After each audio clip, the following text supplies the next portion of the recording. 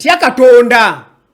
Essomo lyaffe olwaleero liva mu kitabo kya Luka essula ya 12 kuva akanyiri akasooka paka ke 12. Naye akanyiri k'okutaano kagamba nti naye n'abalabula gwe munaatyanga mutyenga oyo bw'amala okutta alina obuyinza okusuula mu Geyeena. Weewaawo mbagamba nti oyo gwe muba mutyanga.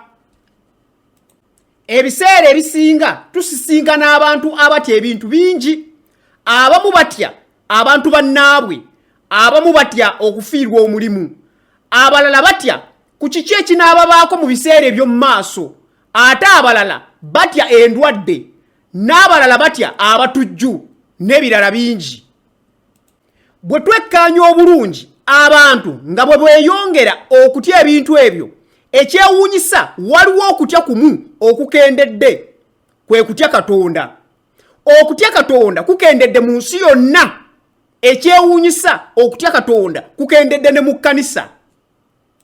Akanyiriri kaffe akakulu kayinza okuba katiisa nga bwe kagamba nti oyo atatya Katonda yalisuulibwa mu Geyeena.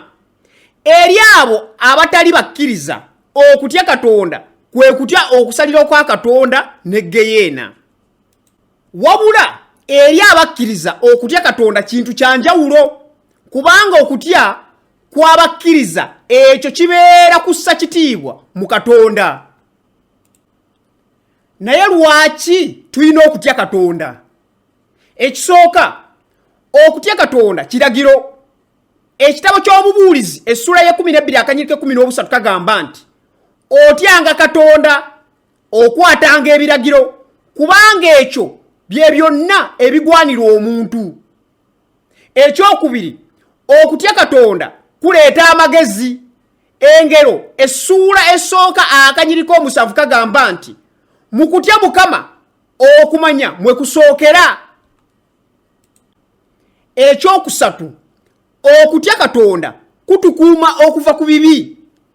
Engero essula ya 16 akanyiri k'omukaaga kagamba nti era okutya Mukama kwe kujja abantu mu bubi.